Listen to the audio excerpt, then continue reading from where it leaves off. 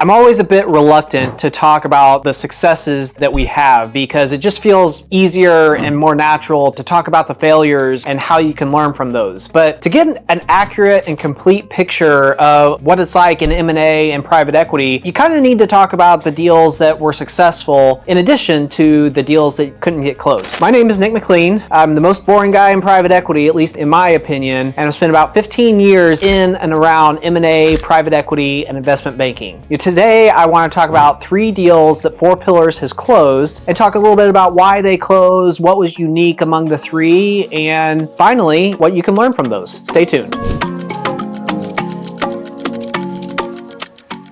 The first deal I want to talk about is the very first deal we closed, Southwest Steel Fabrication. The deal closed in December of 2016. I can't remember if I've shared this with the audience yet, but originally the goal for my partner and I were to buy 2 businesses, one for me to run and one for him to run. This first deal was the one that I found, and so subsequently I was going to be the one to run it. However, certainly wasn't smooth sailing. This was a deal that we looked at for a while. We submitted what we thought was a strong bid, but ultimately the sellers decided to go with another buyer.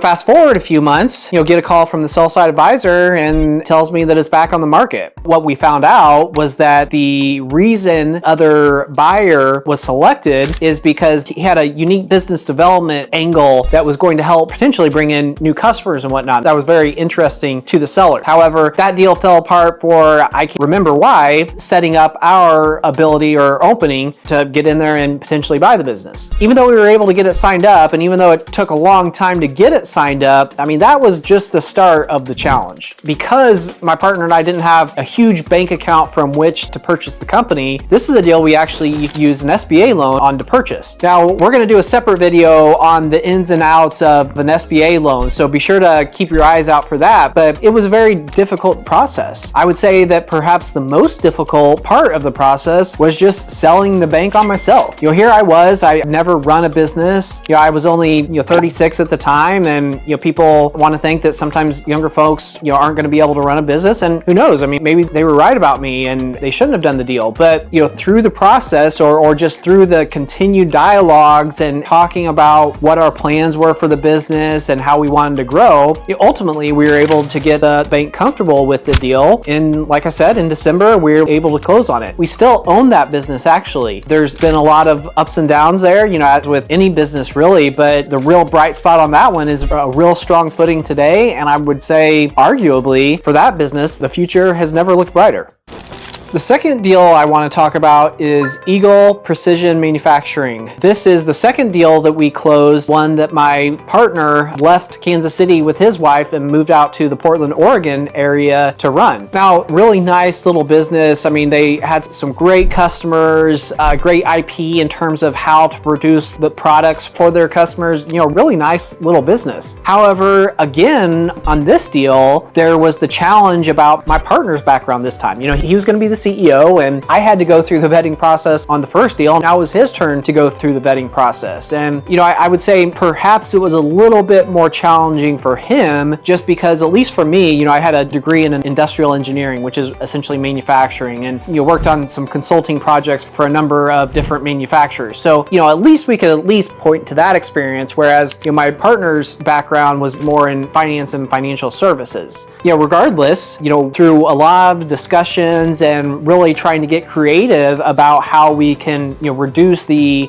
risk of putting in my partner Thomas as CEO, I would say that through persistence and perseverance we were able to get that deal closed. And how that business has changed since we bought it in 2017. Now I have 3 facilities, 3 locations. Purchased a bolt-on, which was a high precision machining shop, and man, similar to the first company, Southwest Steel, I would say arguably the future's never been bright for that one as well. So I know as well as anybody, the futures can change very quickly when it comes to companies. You can have something sours in the economy, or you lose a customer or whatever. But the good news, at least for those first 2 companies, is that handling the basic blocking and tackling, and for a lot of businesses, that's about 90% of the challenge.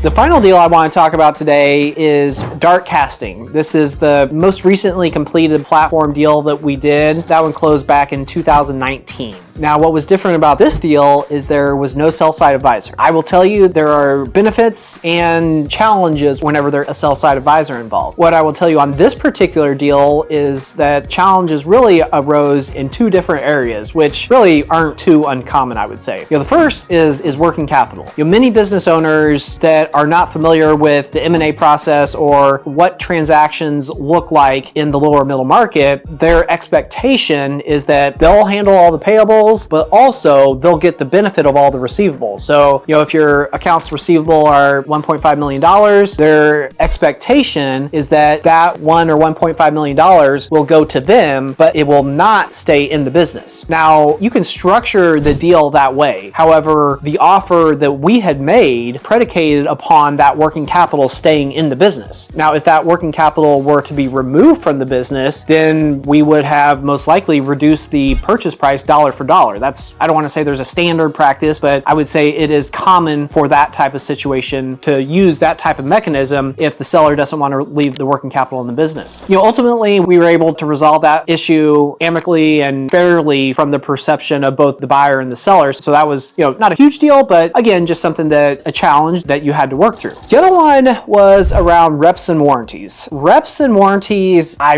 don't think I'll ever work on a deal where reps and warranties are not a fairly significant issue. The challenge here is that as the seller, you really want to not cut your ties with the business, but part of the reason why you're getting out, well, for many sellers, is you don't want the liability associated with the business, and you just want to be able to finally be free and not have that stress. Well, typically from the buyer's perspective, we want a policy that is described as being, our watch, your watch. What that means is that for something that happens on your watch, you would be responsible for indemnifying or paying for that liability. Similarly, if something happens on our watch as the buyer, then we would be responsible for it. I think generally speaking, people understand the concept and admit that there's a level of fairness to it. However, even though there's admittedly a level of fairness to it, that doesn't mean that they potentially want to be on the hook for that liability. The good news here, there is a way to resolve that. It's costly, but there's a way to resolve that. And what I mean by that, it's called reps and warranties insurance policy. So essentially what happens is the buyers and sellers work with a carrier that places insurance that protects both the buyer and seller against any claims due to misrepresentations or warranties. I'm trying to think, depending on the deal, this could cost anywhere from probably at least $100,000. So you need to factor that in when you're thinking about, whether or not that's a viable option for the deal that you're working on. But in certain settings and certain circumstances, it can be a useful tool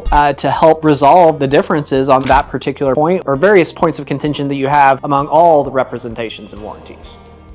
Now, when you look at these three deals, they were really very different. The first deal we did, Southwest Steel, that was an SBA loan. The other two deals were our capital came from private equity funds, institutional capital. The second deal had some senior debt. The third deal didn't. So, really there's a lot of differences between those three deals. However, whether this is helpful or not, I always try and look for some of the commonalities among the deals just to see if there's any learning there. And the first one is really just a reflection of how difficult it is to get a deal closed. There just has to be so many different stars that align in order for a deal to close. And this is not about the buyer being good at his job and the seller being good at his job or whatever. Again, just you kind of got to have a little bit of luck for a deal to close. And sometimes you do get lucky and the deal closes, and sometimes you don't get lucky and perhaps this deal still does close. It just takes longer or whatever, but sometimes you just get unlucky and the deal doesn't close. So regardless, for all of our deals, a lot of stars have to align in order to get that deal closed.